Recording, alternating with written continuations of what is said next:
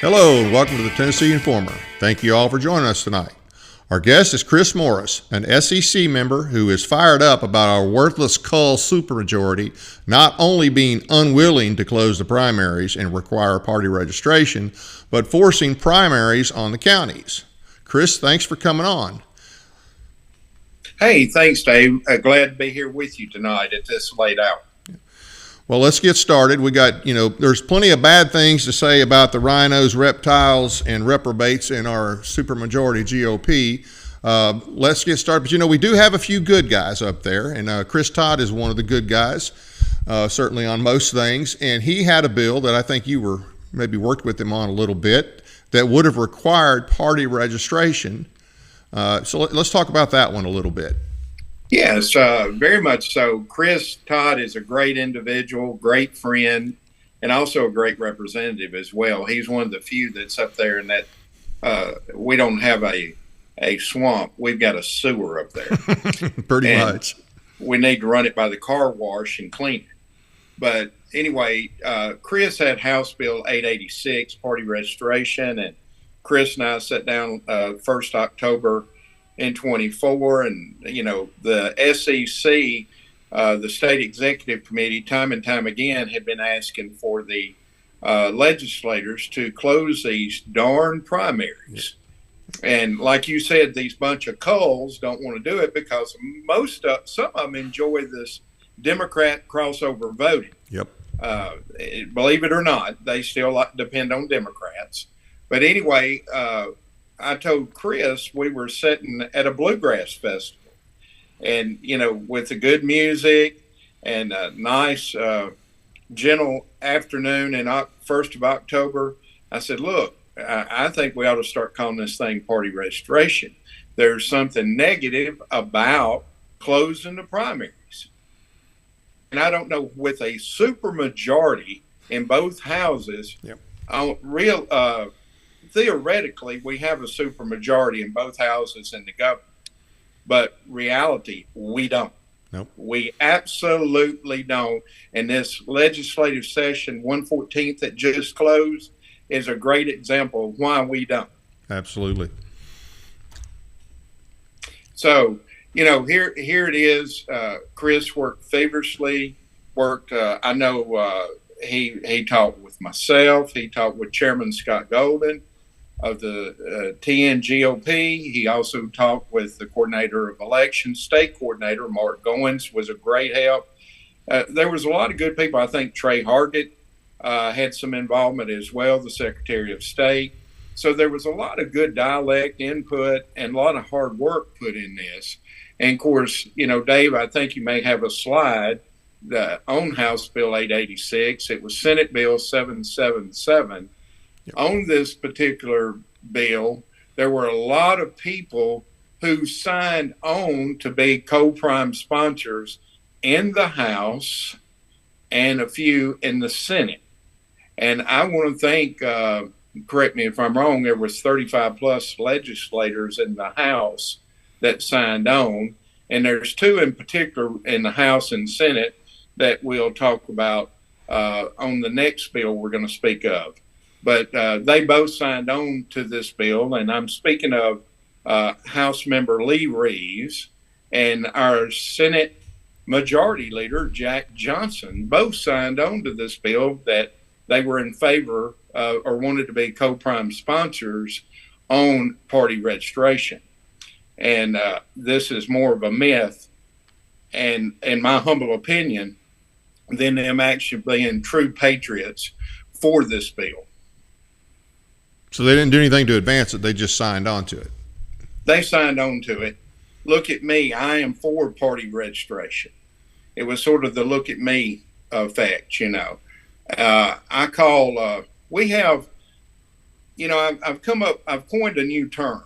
I get tired of the word rhino. We've used the word trans-Republican. A lot of people don't know what they are.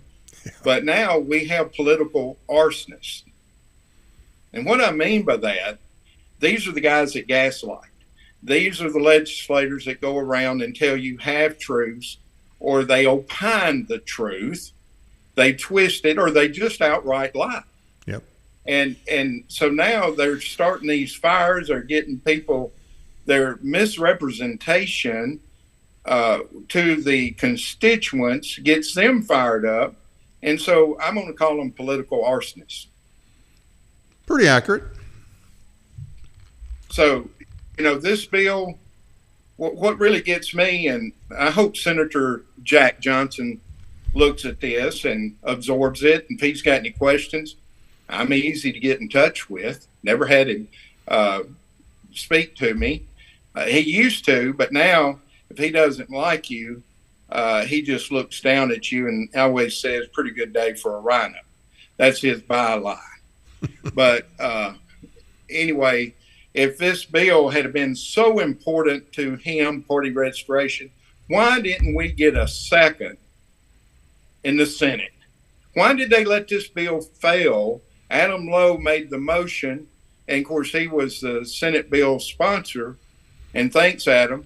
He made the motion and couldn't get a second out of any of those Republicans that sat on that committee. Now, was Johnson on that committee? Johnson was not on the committee, but he was a co-sponsor. Right. Somebody, with him being the Senate majority leader, if he really was working this stinking bill, why didn't we get a second? Yeah, that's my question. Usually, in this case, if it just his name being on there, especially in the Senate, I mean, we know that the Senate is the more worthless of the two branches we have up there, or two houses we have up there. So normally, the establishment, if his name is on a bill, the establishment's going to support it. And which committee was that again? Which Senate committee? I was going back and looking at some of the information. We can pull it up, but I'm in bill right now. It failed in the Senate State and Local Government Committee. Okay, now it did get a couple of votes, right? Or what did you get? I think we got maybe one vote. No, it didn't even get a second. Didn't even get a second. Oh, okay. It didn't even get a second. Okay, so and we know what that means. When a bill like that doesn't get a second, then if Johnson himself didn't tell him to kill it, then McNally told him to kill it, and Johnson didn't say anything. I mean, I can't prove that, but anybody that watches this stuff knows that's the deal. It's like it's like playing head games. Foreigner had that right. It's the song Head Games. This is what these guys do. Yeah. They play games, and they don't go up there and to be true statesmen. And that's why, and I'm going to throw this out there. That's why we need term limits on the local level. We need term limits on the state level, and we damn sure need it on the national level. Well, we need that in a lot of things. So that's the key point here. It just irritates you that people are up there to be statesmen and to be representatives, whether you're in the Senate or the House, and they end up this is the key thing that these yardbirds forget. They are the servants. We are the bosses. And some of them, like Todd Gardenhire, have got this backwards. He thinks he's the boss and we're the servants. But Mr. Gardenhire, you got it totally wrong, my friend. And it's time for you to hang up your hat and go to the House after your little show the other day. Well, I'm hoping his district gets rid of him, but the bad thing is he just got reelected. So we're stuck with him until then. So but there's a problem with a lot of these guys. And the big thing is they don't feel like they work for us. They feel like they answer to the governor. And if they're in the Senate, they feel like they answer to McNally. A lot of them feel like they answer to Johnson as well. And then in the House, well, we got to do what Sexton wants. We got to, if Lamberth tells us to do this, we need to do it. If that moron Faison tells us we need to do it, we need to do it. I mean, they forget who they're there for. But part of the problem is not enough people in the state pay attention to state politics. They look right over it, and all they look at is federal. If we had more people paying attention and voting, not just, paying attention during session, the voting, that's only part of it. That's to get the guy in there. You've hired him. It's not like you hire somebody and you don't pay attention again until it's time to give them a raise or extend their contract. But we do that way too much as citizens, in my opinion. Well, we need to do like the great state of Montana did. Kick some of their rear ends out of the party, take their R away from them, and strip them, and call them for what they really are. They're not representing the national platform or the state platform. Let's get real. Let's get tough. Let's roll up our shirt sleeves, because after this legislative session here, and I think it was a hurry up to get out. Yep. And why in God's name did they even have a special session once they were in regular session? None of that makes sense. No. And I stayed true to form on my voting record. Votes for the R. I voted for Governor Bill Lee both times, but I didn't have a choice. And that's what gets me. I had high hopes for him when he ran the first time, and about midway through his first term, he started going south on us. I don't think he made it midway, but okay. Okay, well, we'll give him benefit of the doubt. I'll give him another inch more than you did. So, yeah. But anyway, it's really hurtful. It's shameful. And you got to do the right thing. You got to uphold our Constitution. Number one, you first got to do what's biblically correct, no matter what. Nothing else matters. Number two, our forefathers, and remember this, it was Gouverneur Morris who wrote the preamble to the Constitution. We the people. Everybody hears it. Everybody uses it. That was written by Morris. How about them apples? And you wouldn't happen to be related to him, would you? There's ancestry right there. It's in my DNA. It's in my DNA. It runs deep, brother. So it goes all the way back. So, one thing that I always say, and I hold up my little book, a lot of people in our party are playing this game. They're going by the rules for radicals. And if you don't have a copy of that book, you need to go out and get you a copy and read it. Because that's what a lot of these trans Republicans are. Yeah. They're radicals. Yeah. Well, we know the Dems use that one. That's their playbook. And like you say, the establishment Republicans use that as well. You said something a minute ago about throwing them out of the party. Well, hey, I'm all for that. Is that something you think we could do in the SEC? I mean, I thought we should have been doing that like at least 10 years ago. Is that something that can actually happen in the SEC? Sure. That's what the state executive committee is all about, is creating the bylaws, setting the rules, and going full force. And I think with this next House bill and Senate bill we're going to talk about, they're trying to supersede our authority. And we're a private organization or association, however you want to call it. We're a private club at the end of the day. That's House Bill 855, right?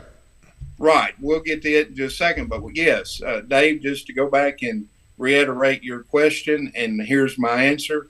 Yes, we can set in our bylaws, if they do not follow our platform, both the national and state platform, it's time to do some house cleaning. It's time to get rid of these moles, these political arsonists, these trans Republicans. We need good people in representation of we, the people of Tennessee. And another thing, there's 99 House members and there's 33 senators.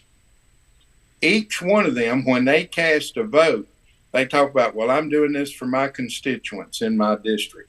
Well, we, the state of Tennessee, are all your constituents, because every one of them, when they vote, that vote affects every one of us in this great state.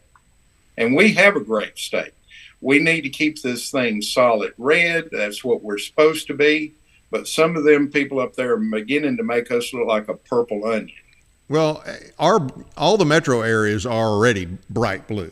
I mean, every metro area in Tennessee. I don't know of a conservative metro area in Tennessee. There may be some conservatives in those cities, but there's no conservative cities that I'm aware of. Well, I know that Shelby County, which is Memphis, is solid blue. And there are some good conservatives or good Republicans, constitutional Republicans over there in that area. And in Davidson County, there's the same problem. But we have to say that both Knox and Hamilton, Knoxville and Chattanooga are still leaning red, but they're very, very purplish red. Right. So well, if you were to pass that rule that, if you don't uphold the platform, you violate the Constitution, you don't uphold the platform, and granted, you have to establish it's not going to just be a one vote deal, but if you establish a process for throwing people out of the party for that, well, that's really the only way to have any discipline, to exert any influence. Otherwise, I don't know that we're really accomplishing anything. Well, I think we'd get some major attention in national news, just like Montana, and we're a more conservative state, I think, even than Montana. But if we started stripping people or booting their rear ends out of the party, that'd make national news in a heartbeat in the great state of Tennessee. Yep. And I think we're past time on doing this. This should have been done, like you said, 10 years ago. Right.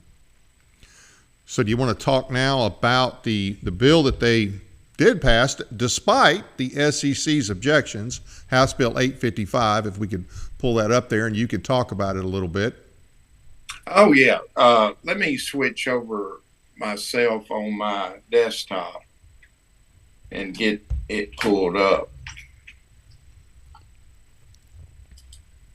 You have so many devices, you're looking at everything. But, yeah, House Bill 855, the sponsor in that in the House was Lee Reeves, and the Senate sponsor, guess what, was the Senate Majority Leader Jack Johnson. Well, those are the same ones that said they were for party registration, right? Right. That's where they can say. But I know another fella that loves to use that BUT word quite often. But that was the way to say, hey, we were for party registration. It just died for a lack of a second in the Senate. So it can be brought up again because it didn't get a second. Yep. It didn't get a chance to get voted on, so it can come back next year. But here we are. Here's the whole thing about House Bill 855. When you read the caption text, and we had a little pre-discussion on this, even on Chris Todd's party registration bill, the caption text doesn't represent what the bill really is.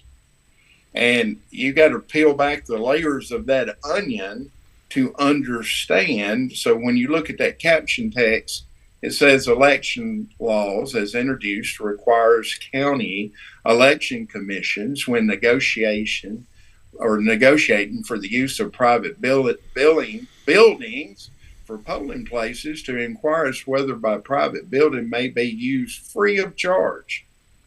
This bill was nothing about a polling place. This was about our Republican Party, and it also affects the Democrat Party as well, our ability to hold what's called a party convention. And what happened? Let's be totally honest. I was involved in the Williamson County reorganization on March the 4th.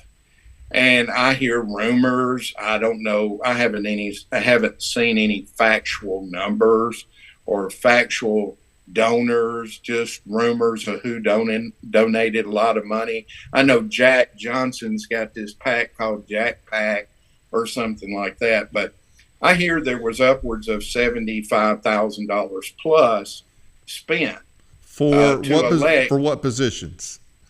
To elect county party officers of Williamson County. Good Lord.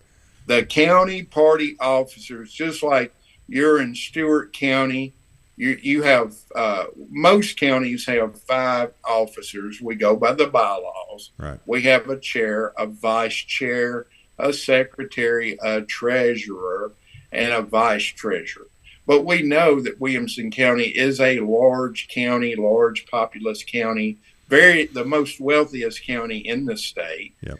And, 2 years ago, in 2023, they had the largest reorg the state had ever had. There was 620 plus people who participated in that reorganization. I was involved in.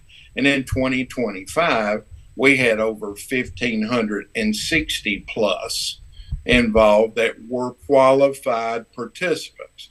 Now, we had more people to show up for the reorganization, but they were not qualified participants.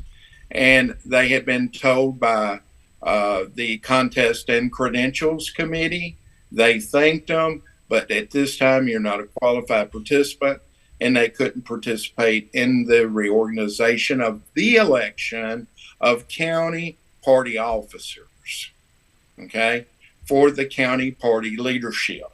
Now, what was the number again that were eligible? How many did you have that were eligible?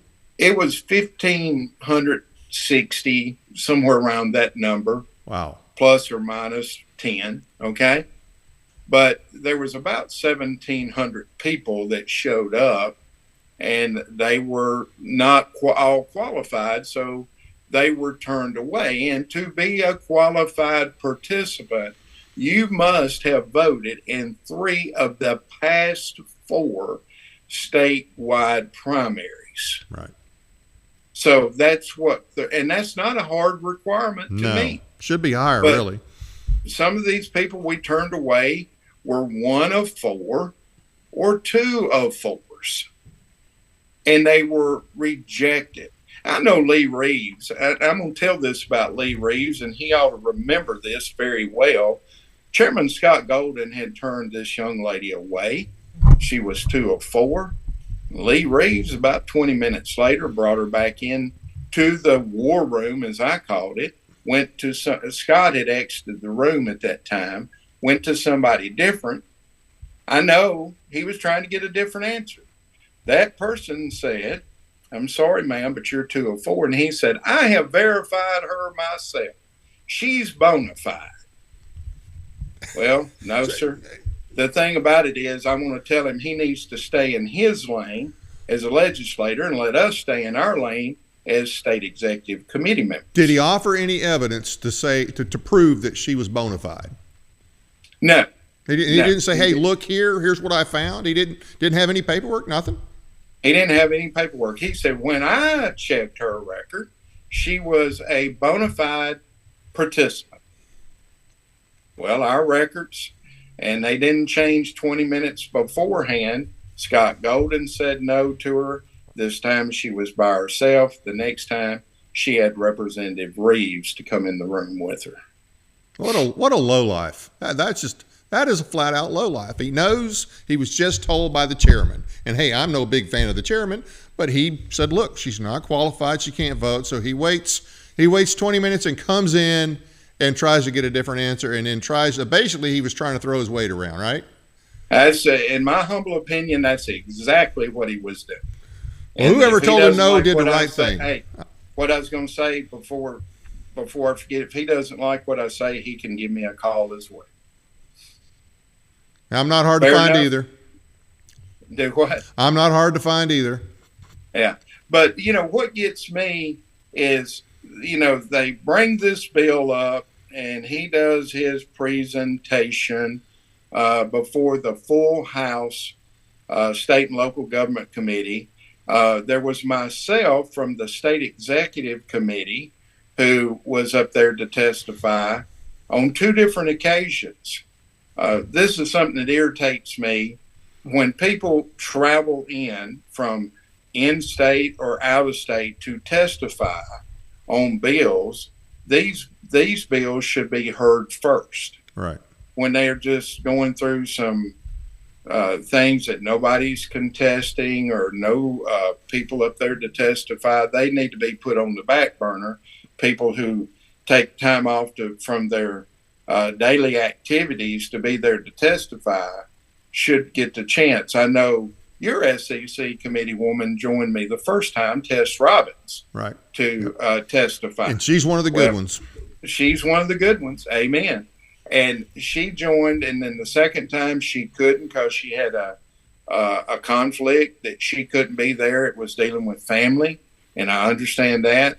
And then another good SEC member joined me, Terry Nicholson from over in Wilson County. Another great one.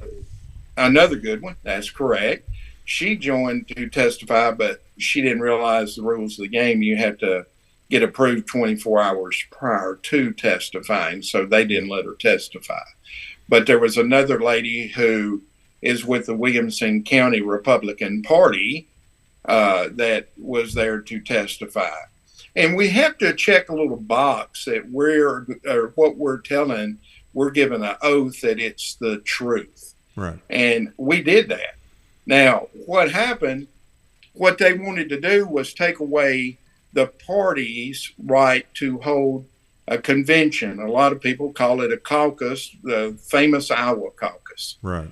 But we only caucus our local county seats, like county commissioners, county school board, the county mayor or county executive, sheriff, road superintendent, and all county courthouse offices. Okay.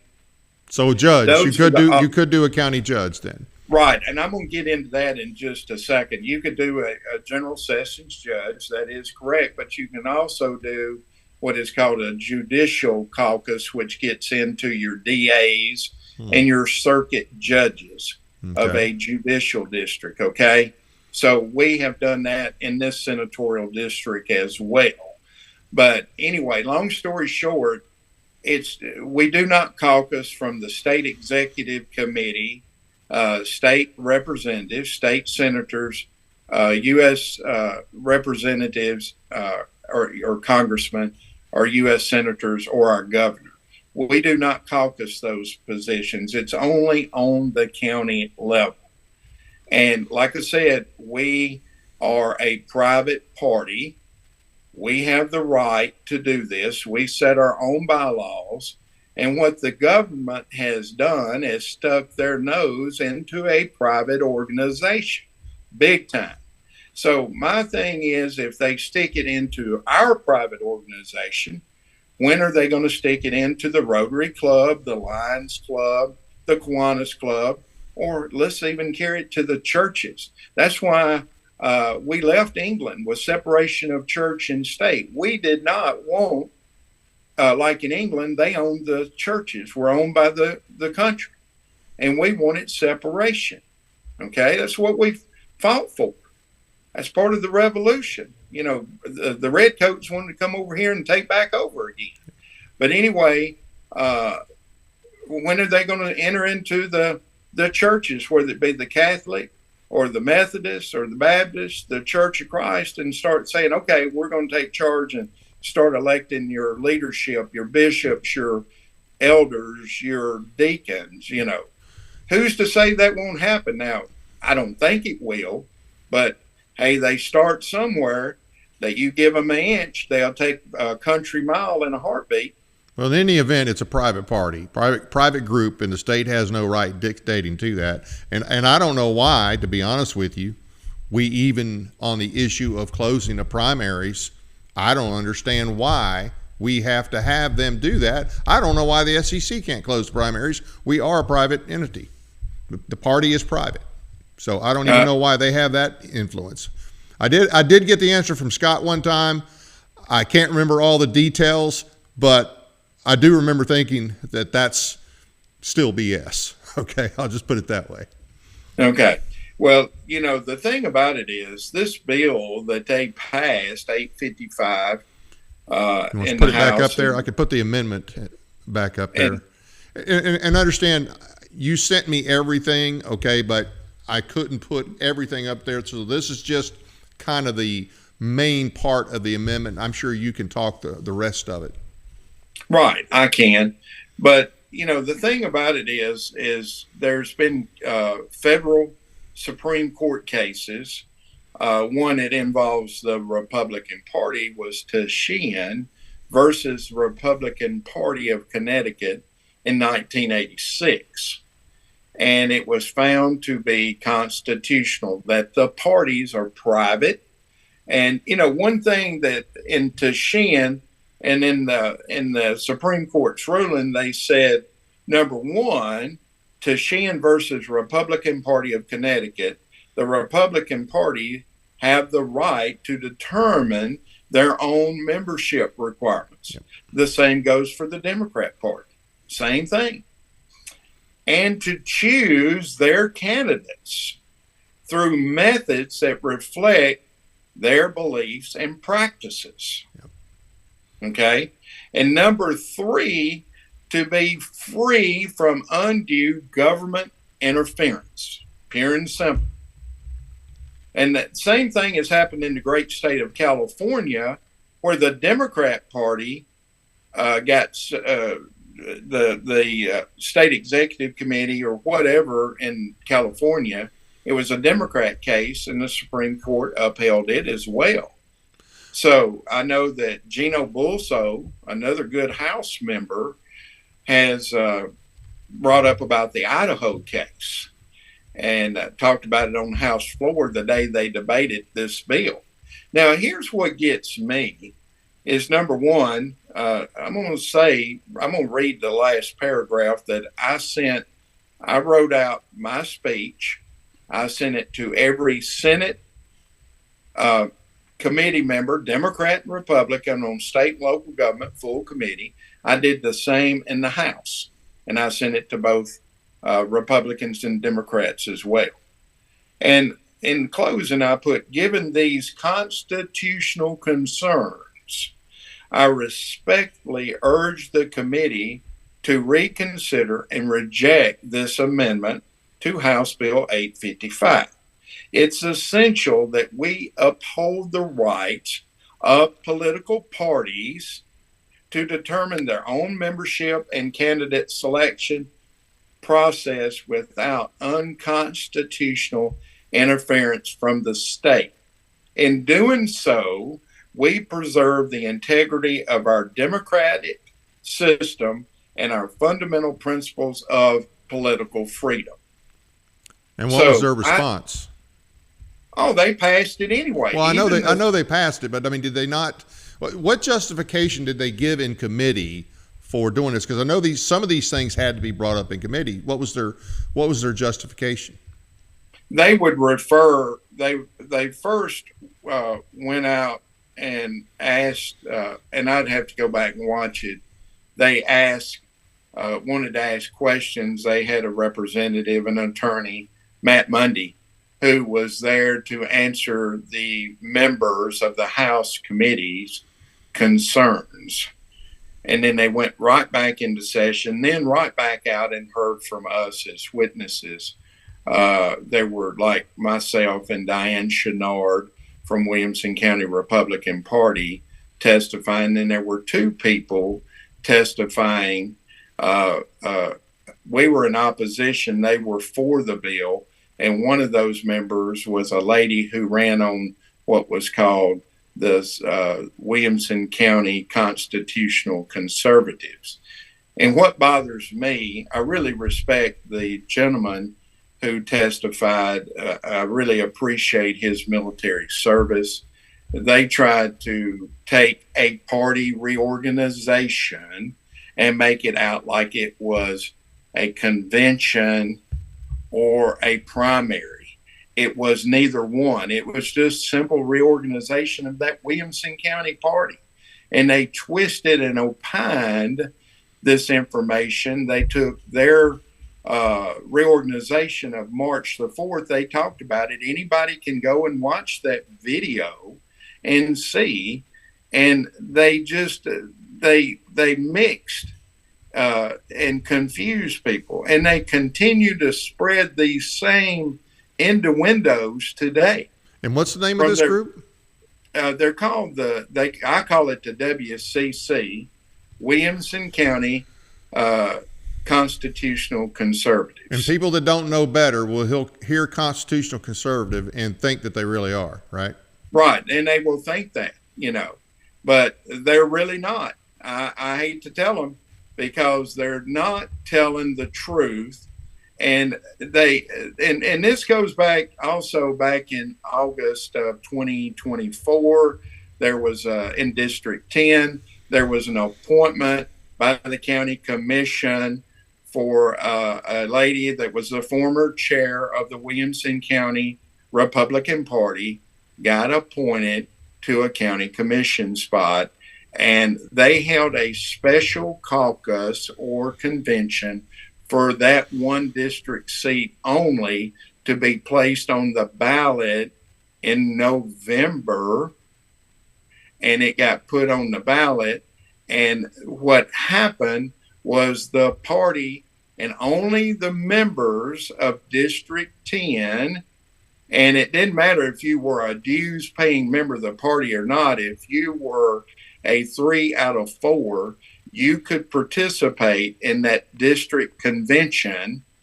And the lady that got placed into that seat by the county commissioners got voted out 2-1, and a gentleman was put in to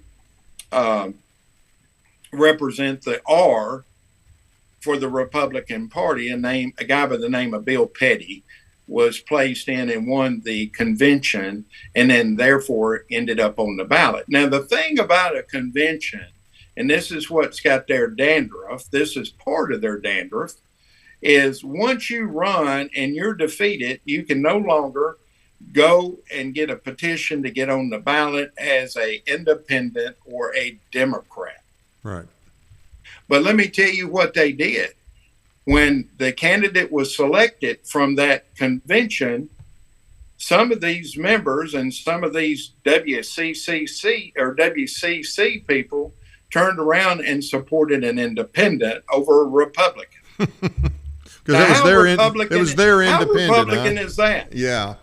You know, and they want to go around and throw their weight. They've tried to hijack the party, but this seems to be a snowball effect that's gone on in 6 or 7 counties throughout this great state. Yeah, let me say this let me just say this real quick. Next week, we're going to have Steve Hickey on from Williamson County GOP, so we'll get really down in the weeds on that. But I do want to say that the WCC and also Governor Lee were, they had their chosen candidates in the that Williamson County race, and it didn't turn out their way. So I'm sure all that plays into this to a great degree, I would imagine. Oh, yeah. A lot of people, Lee Reeves and Jack Johnson, got their butts handed to them in this reorg, And that's what's happened. It's all over sour grapes, no matter how you look at it.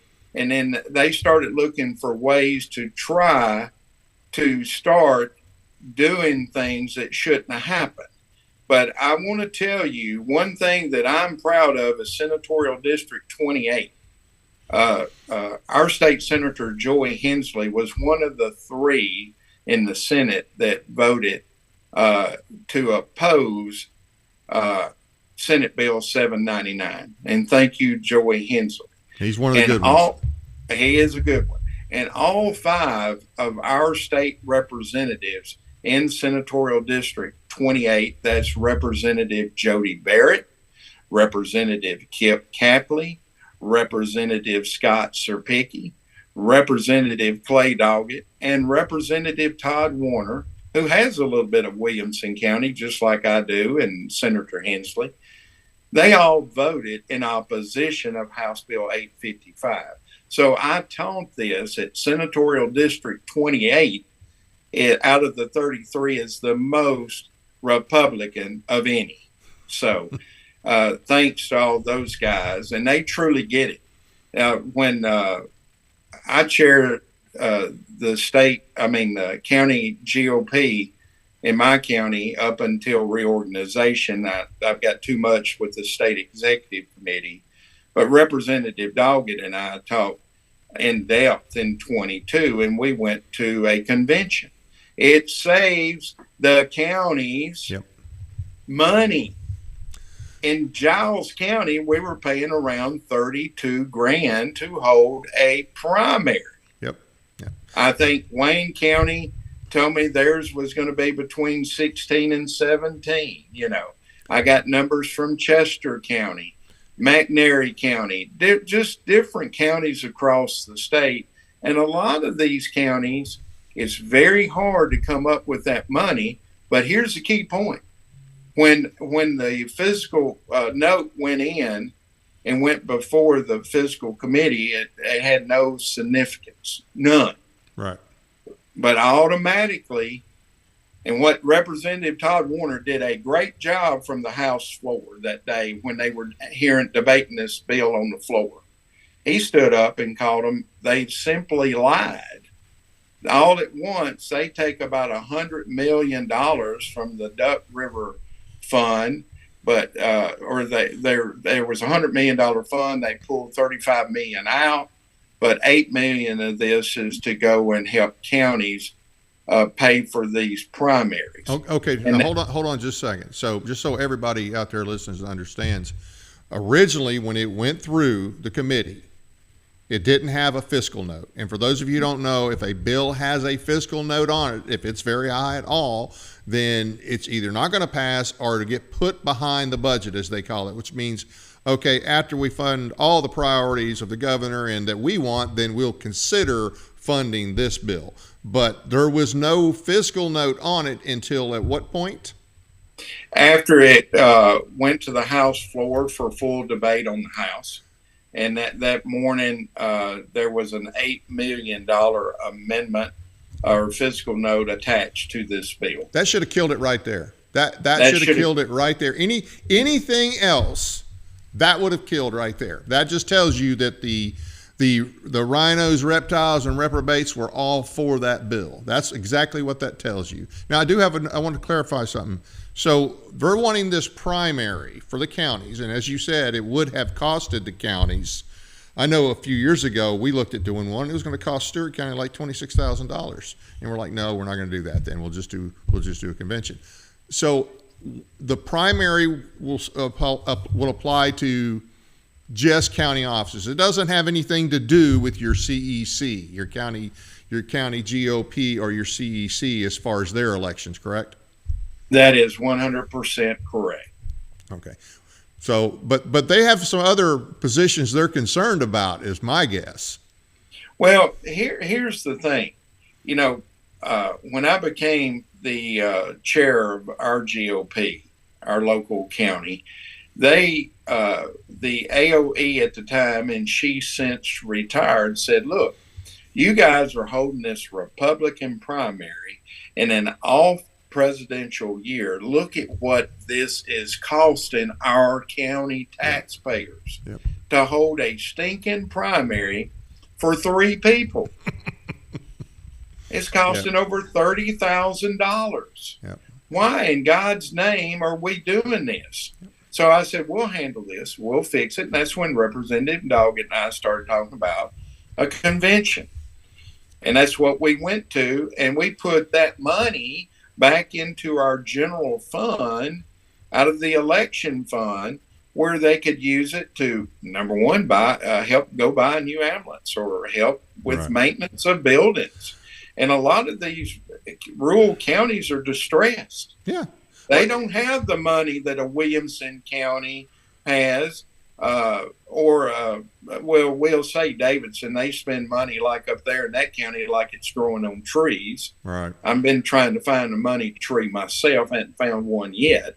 But anyway, this is going to put cost burden. And I told the whole time, I was telling people, I said, this bill cannot go through without having a fiscal note. So therefore, somebody kept this in secret and just outright lied. And I understand why Representative Warner was so hot on the floor that day. It's because they lied about this bill. And let's call a spade a spade. Yep. Let's don't beat around the bush. Let's don't go chase rabbits down a hole. Let's call it for what it is. They start these political fires, so therefore they're political arsonists.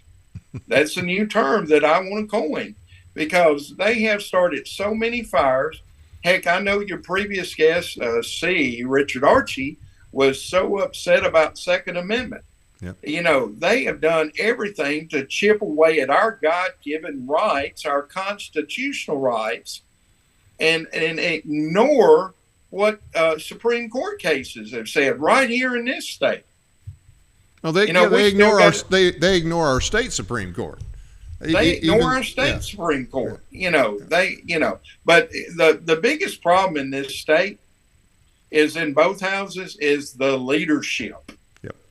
Leadership has got to change, and they vote these same people right in. And I don't know Ken Yeager, but he did it to himself. He was inebriated 2 days after he got elected back to some type of leadership position in the Senate. Goes down to Jekyll Island in Georgia. Yeah, gets a DUI, hit and run, and then pees all down. He became two-tone britches. Yeah, those khakis went two-tone.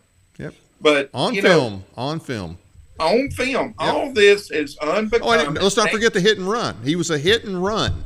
This is a state senator goes to another state, gets drunk, does a hit and run, runs, and then they're filming him. I guess I don't know if this was right. I guess right before the cops got there, and there he is urinating in public and pretty much all over himself. But he's still in leadership.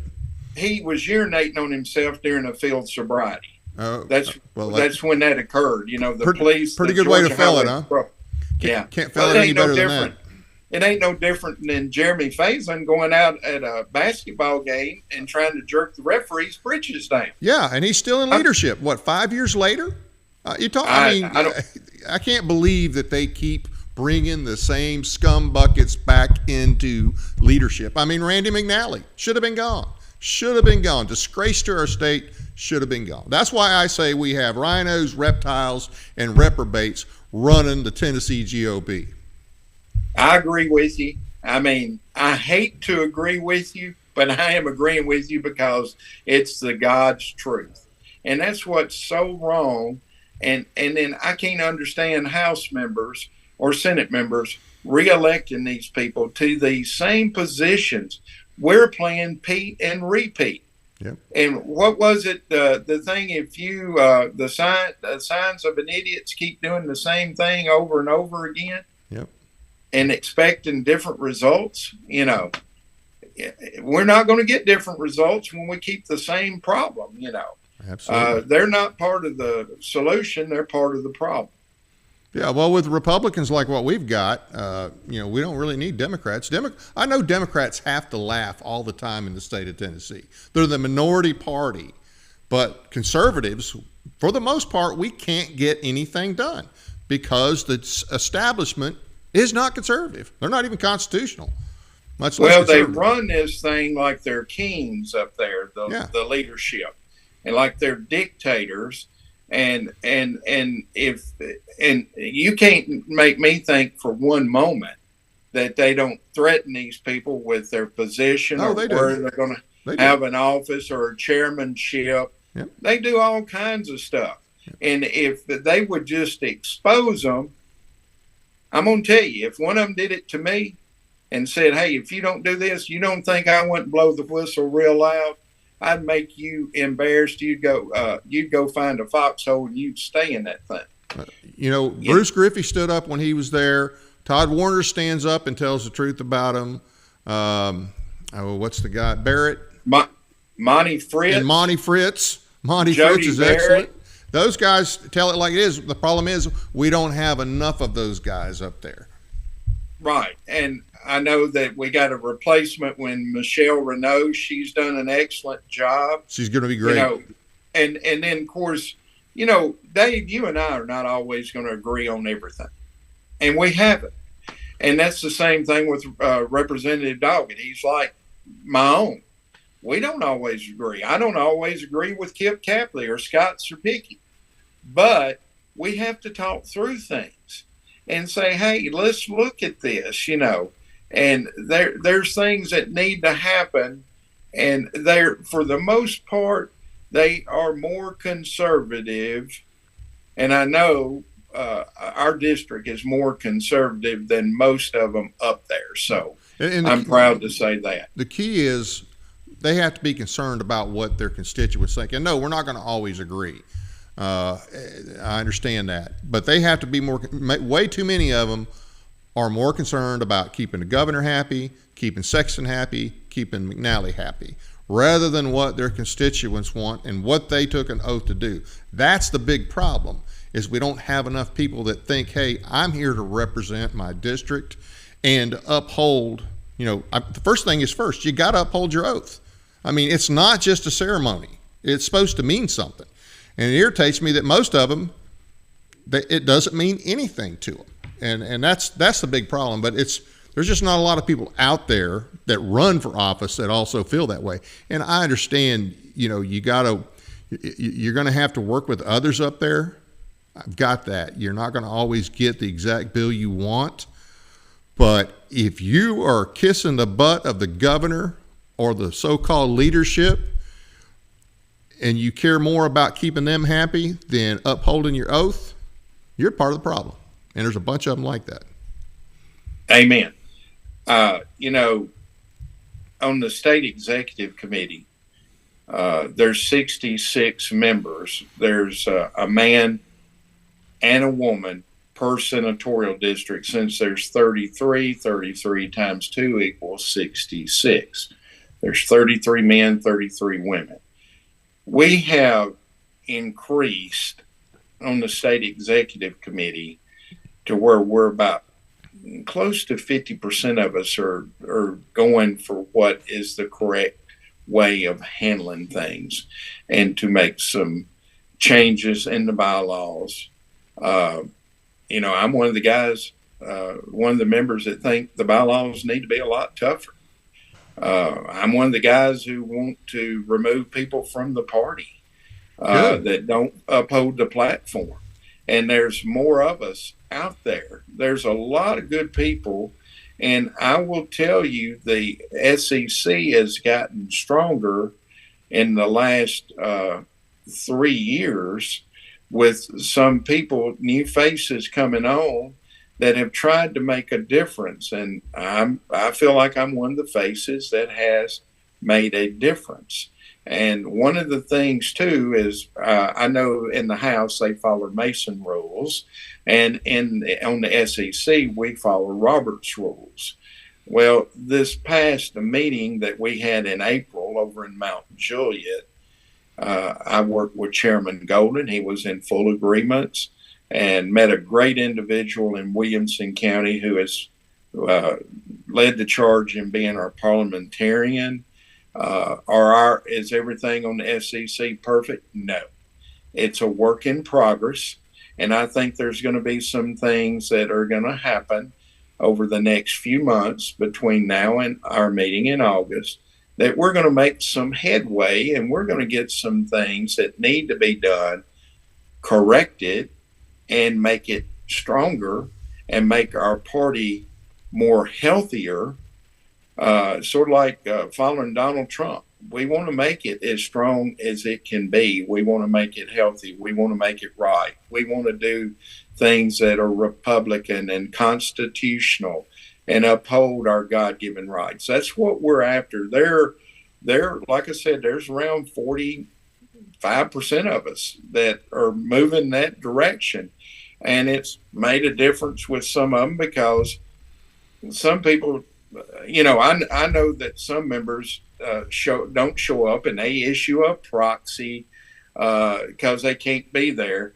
I know it's all voluntary, just like being in county party leadership is voluntary. A lot of people out there don't understand. We, as an SEC, don't get paid one penny.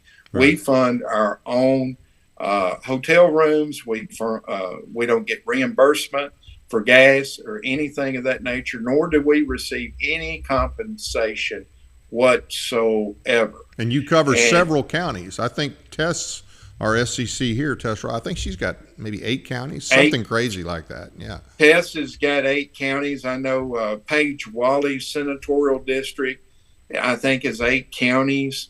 I know our senatorial district is 4 and part of Williamson, so we got 4 1/4 counties.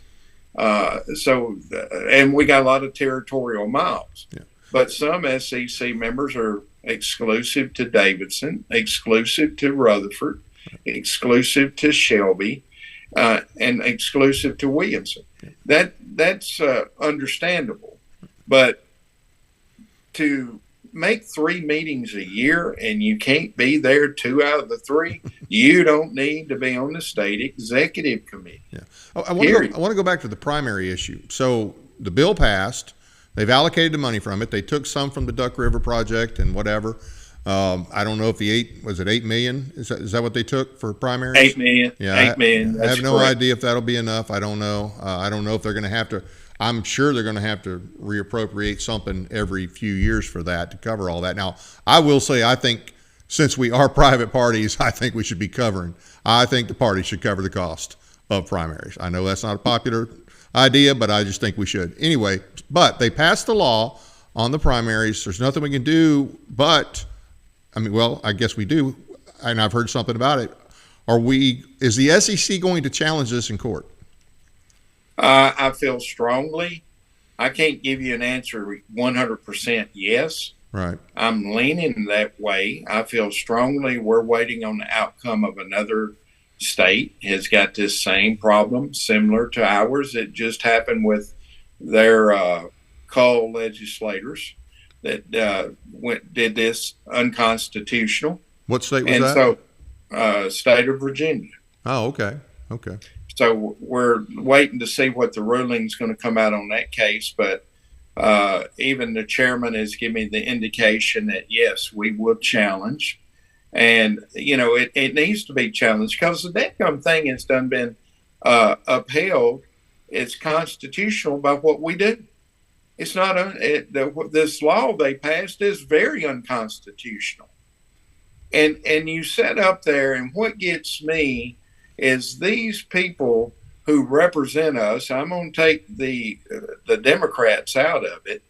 Now, I will say on the House floor that day, 2 Democrats crossed the aisle and were 2 of the 25 no votes. Yeah. Broke clock is right twice a day, so that's good. Yeah.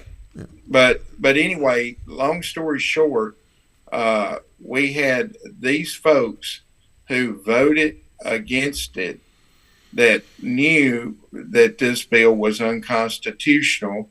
And I'm proud to say again, there's all 5 of my state representatives in our senatorial district. Shout out to Gino Bulso. Thank him very much. There's Monty Fritz, another good one. There's Rusty Grills, Bud Halsey. Yep. From up in East Tennessee, Kelly Kiesland, Tim Rudd. Tim is a former SEC member. He truly understands. Michelle Renault is on there. The lady that Salinas is a Democrat that voted no. And even Gloria Johnson voted no. So, that's big. Jay Reedy, I know he's over in your neck. Yeah, he's my rep, and I'm not minute. Surprised that he voted no. I got to back up. There's Antonio Parkinson voting no. There's 3. Hey, real quick, how did? I know that you guys made your arguments against it, and they basically ignored it. But how did they sell it? You mentioned earlier the Williamson County constitutional conservatives. What was their pitch for justification for doing this? I don't know that we've actually talked about that. What was their pitch? Truly, their pitch was they were convoluting and confusing our representatives on the state and local government committee, that they were confusing a reorg, Williamson County reorganization, with a primary or a convention. That was their pitch. I know John Crawford was the chair. I appreciate him giving me the opportunity to speak. But after it was over, I got him off. I called him over the elevator and I said, Representative Crawford, let me ask you a question. What county are you from? He told me Sullivan. I said, y'all reorged in Sullivan County already up in Bristol in that area. And he said, yes, we have. And I said, what they're comparing is the Williamson County reorganization, just like you guys did in Sullivan County. That was their pitch. What did he think? What did he think? Did he think that they were talking about doing a primary for their GOP counties? Is that what he thought? I really don't know. He was in a rush. His wife was there. She had come down that day, and I understand. You're through for the day. You're ready to go. And I appreciate his couple of minutes there at the elevator. But, my thing was, I was trying to say, hey, they're turning around and they're opining this. And that's not right. That's not right on that. And then turn around and see Johnny Garrett give him a whip. That just, I don't know where Johnny Garrett's head's at, and he deserves a whip, but not that type of whip. But this thing is not right in what they did, and I think if we have to go to court on it, I think the U.S. Supreme Court will do as they've done in past cases, is uphold it as constitutional. Then who is this going to cost money to that should have never started? The taxpayers. Absolutely. The taxpayers. Well, we'll definitely be watching this, and I hope that you guys do take them to court. I guess we'll watch and see what happens in Virginia, and then expect that you guys will follow suit on that. Hey, well, thanks for coming on. Thanks for all you do, and you are one of the good guys up there. For those, there's a lot of people out there that think there's nobody good in the SEC. I followed the SEC for several years now, and it used to really be terrible. It's a whole lot better than what it was. We do have some good people. There's you, there's Tess, there's Terry, there's Jerry Beavers, and I know there's others, okay? But I only know a handful of you, okay? But Jerry, I want to tell you, Jerry was one of the good ones, but Jerry had enough, and he resigned. Oh. And he was replaced with another good person over in Wilson County, a gentleman by the name of Brad Light. Yeah, he's great. I know him. He's great too. He's great. And then I think about my friend over at Memphis, Lee Mills. Yep. He's a great one. Yep. I mean, we got some great people throughout the state. Yeah. We don't always agree, right? But we always try to talk. I'll disagree, and I'm one of these that I'll try to pick up the phone and call you. And another great one over in East Tennessee is Patty Mills, and she'll tell you. I'll ask you if I disagree with you on something. I'm gonna ask why. Yeah. I'm not mad at you. I want to understand your reasoning. Right. And I can't understand why some of the folks do the things they do, even on the state executive committee. Yeah. Well, hey, once again, appreciate what you do. Appreciate you taking all your time on the SEC and all the other things you do. And we'll definitely have you back on. We'll be following this issue. And thanks again, and you have a good night. I want to encourage everybody to watch your show with Steve Hickey. Steve Hickey is a great, great individual. I've got to know him. A military guy, retired from the Air Force, now flies for United Airlines overseas. I talked to him the other day, and he was in Johannesburg, South Africa. Oh, yeah. One day he was in Dubai in India. So, I mean, this guy's a great individual, and I want this to be out there. What Todd Gardenhire, he was testifying in the Senate the same day I was testifying in the House. Clay Doggett said, Morris, I'm sure glad that wasn't you that Todd Gardenhire cut loose on, because you would have told him how the cow eat the cabbage, and you better believe it wouldn't have been nice. That guy, he should have been booted. He should have been at least censured. I mean, and the chair should have stepped in. That was just out of control. But yeah, I'm looking forward to that as well. Steve's a great guy, and we'll get more into the Williamson County stuff with him. And then prior to that, at 7 o'clock, we're going to have Kathy Henners here talking about the threat in our backyard, which is the Islamic threat. It's still here, whether you know it or not, and it's actually worse than what it was. Hey, I'm going to have to let you go, but thanks again. I got some announcements, and I'll be talking to you soon. Good night. Thank you for having me. Good night. Thanks for coming on, and take care. Johnson County GOP presents Foundations of the American Republic. It's a 3-part event: unalienable rights, scope of government, states' rights and nullification, actually states' powers and nullification, presented by Jeff Cobble. He's an esteemed constitutional attorney from Tennessee. This is Saturday, May 3rd, 9 a.m. to 2 p.m. There will be a light lunch available. It's at the JC Public Library Meeting Room, no charge to attend. It's at 219 North Church Street, Mountain City, Tennessee. Call 423-727-6544 to register. The class is designed to help all citizens to understand what is involved in upholding an oath to the Constitution. For more information, you can contact Beth Tanner via email at sbethtanner@gmail.com. I want to thank you all for taking the time to watch our program tonight.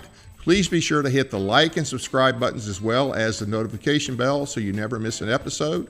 We appreciate your support. Check out our audio podcast on iHeartRadio, Spotify, and other platforms as well. Sign up for our weekly newsletter at our website, tninformer.com. Please find and follow us on Facebook and X. Our guest next week, as I said, will be Kathy Henners, here to give us an update on the threat in our backyard. And then again at 8:30, we'll be joined by Steve Hickey, the newly elected Williamson County Republican Party chair. He'll be talking about how the establishment is selling out the Republicans. The conservative Republicans, that is. I hope you'll join us again next week. That's it for now. Good night from Paris, Tennessee, that is.